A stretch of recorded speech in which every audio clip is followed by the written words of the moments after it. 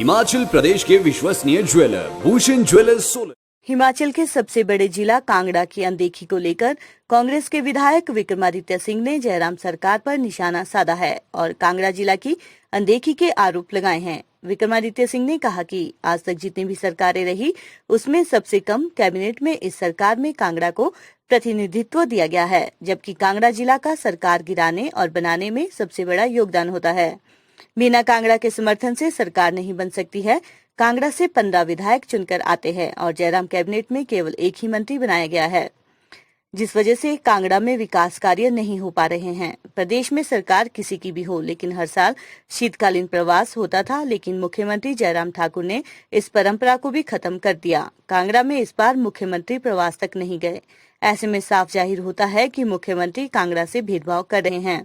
इसको लेकर बीजेपी में अंतर्कलह देखने को मिल रही है। वरिष्ठ नेताओं के साथ किशन कपूर की बैठक और लेटर बम भी निकला है। विक्रमादित्य सिंह ने पूर्व सीएम शांता कुमार से भी अपील की है कि वे सरकार को समय समय पर सलाह देते रहें। सवाल भी खड़े करते हैं तो कांगड़ा के साथ हो रहे अन्याय को लेकर भी उन्हें आवाज उठानी चाहिए, ताकि कांगड़ा को सही प्रतिनिधित्व मिल सके। कुछ दिनों से जिस तरीके से जो राजनीतिक हालात प्रदेश के अंदर बने हुए हैं, और वैसे तो जब से सरकार बनी है प्रदेश में भारतीय जनता पार्टी की, माननीय जयराम ठाकुर जी प्रदेश के मुख्यमंत्री बने हैं, ऐसा एक माहौल प्रदेश के अंदर बनता जा रहा है कि प्रदेश का जो सबसे बड़ा जिला है, जहां से 15 विधानसभा क्षेत्र के विधायक जिस इलाके को रिप्रेजेंट करते हैं विधानसभा के अंदर, और एक समझी हुई बात है कि जो सरकार प्रदेश के अंदर बनती है या जो सरकार प्रदेश के अंदर गिरती है, वो कांगड़ा जिला के समर्थन के साथ या कांगड़ा जिला के बिना समर्थन के बनती और गिरती है। इस परिप्रेक्ष्य में पिछले काफ़ी समय से जो राजनीतिक हालात प्रदेश के अंदर बने हुए हैं, और ये केवल सरकार की बात नहीं है मगर जो रूलिंग पार्टी है भारतीय जनता पार्टी, उनके अंदर भी जो अंतरकलह का एक माहौल छाया हुआ है। जिस तरीके से अभी कुछ ही समय पहले कुछ वरिष्ठ भाजपा के नेताओं ने, उनके वहाँ के सांसद माननीय किशन कपूर जी की अध्यक्षता में कुछ बैठक वहाँ पर हुई, और ये पहला प्रकरण नहीं है। पूर्व में भी वहाँ पर लेटर बॉम्ब जो है वहाँ पर स्वास्थ्य विभाग में जो हेराफेरी है उसके संदर्भ में निकाला गया। हालांकि उसमें कुछ उनकी पार्टी के अंदर जो गुटबाजी है उसकी वजह से वो चीज़ें बाहर निकल कर आई, और मैं ये बात इसलिए आज जो है साझा कर रहा हूँ मीडिया से आप लोगों के बीच में, क्योंकि ये केवल भारतीय जनता पार्टी के अंदरूनी मामला नहीं है, ये प्रदेश से संबंधित मामला है। और निश्चित तौर से जो जैसा मैंने कहा कि जिला कांगड़ा जो सबसे महत्वपूर्ण जिला हिमाचल प्रदेश का है, उसकी अनदेखी के बारे में ये बातें हुई है। मेरे पिताजी पूर्व मुख्यमंत्री श्री वीरभद्र सिंह जी, जब से उन्होंने प्रदेश की कमान 1963 में पहली बार संभाली, तब से उन्होंने ये प्रयास हमेशा किया, ये कोशिश उनकी हमेशा से रही कि जो हमारे हिमाचल के निचले इलाके हैं, चाहे जिला ऊना का क्षेत्र है, चाहे कांगड़ा का इलाका है, चाहे चंबा का इलाका है, उन्होंने खास रूप से वहाँ पे शीतकालीन सत्र शुरू किया और शीतकालीन प्रवास शुरू किया, जिसके बीर बिलिंग है, चाहे आपका पौंग डैम है, केवल नाम के लिए जो है टूरिज्म वहां पे रखा गया है। वहां के जो स्थानीय विधायक है, इंडिपेंडेंट विधायक है देरा के, उन्होंने भी इस मुद्दे को काफी बारी जो है विधानसभा में रखा, मगर आज तक सरकार ने कोई भी इस परिप्रेक्ष्य से उस इलाके में कोई विकास का कार्य नहीं किया गया है। और आज तक जब से हिमाचल प्रदेश की सरकारें बनी है, लोएस्ट रिप्रेजेंटेशन ऑफ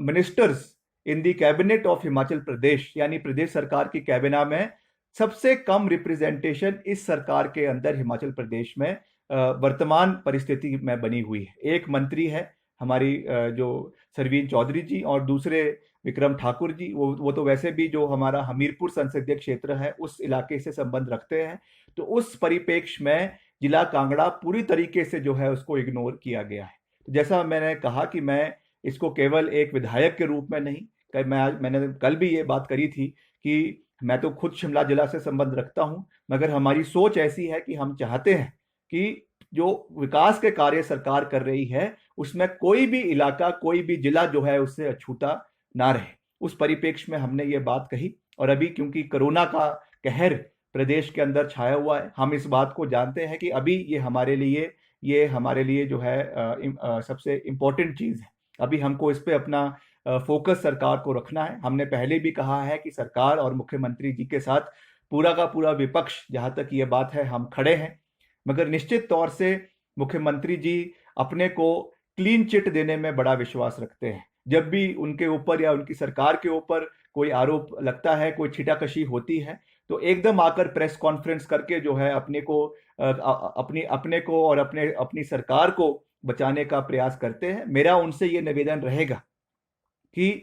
घोटाले हुए हैं, इसमें कोई दो राय नहीं है। चाहे वो स्वास्थ्य विभाग के अंदर हुए हैं, चाहे वो और डिपार्टमेंट्स के अंदर हो रहे हैं। और ये मामला केवल हिमाचल प्रदेश तक सीमित नहीं है। ये आज नेशनल मीडिया में भी ये उदाहरण आज हिमाचल प्रदेश का दिया जा रहा है कि ऐसी महामारी की स्थिति में जो है सरकार द्वारा घोटाले करवाए जा रहे हैं, सरकार के डिपार्टमेंट्स में घोटाले करवाए जा रहे हैं। जो जीरो टॉलरेंस की बात मुख्यमंत्री जी कर रहे हैं, हमको ये लगता है और हमको इसमें संशय भी है, और संशय तथ्यों के ऊपर है कि इसमें उनके कहने में और करने में बहुत ज़्यादा फर्क है। क्योंकि आज तक जिस तरीके से हमने पिछले 2-3 दिन पहले राज्यपाल जी से मिलकर, विधायक दल की जो हमारे कांग्रेस पार्टी के विधायक दल हैं, हम उनसे मिले, हमने उनसे निवेदन किया राज्यपाल जी से कि जब तक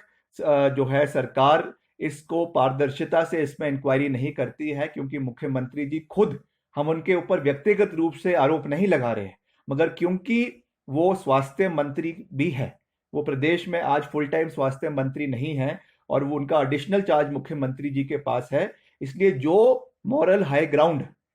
राजीव बिंदल जी ने लिया, उन्होंने अपनी चिट्ठी में 3 बारी इसका जिक्र किया कि मैं मॉरल हाई ग्राउंड के ऊपर जो है इस्तीफा दे रहा हूं। अगर उनका भाजपा का प्रदेश अध्यक्ष नैतिकता के आधार पर इस्तीफा दे सकता है, तो मुख्यमंत्री जी को भी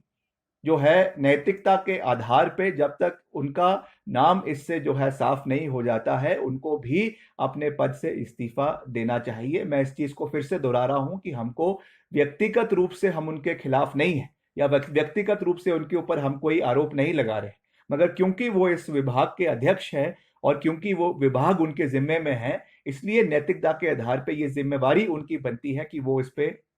जो है वो इस पे इस्तीफा दे।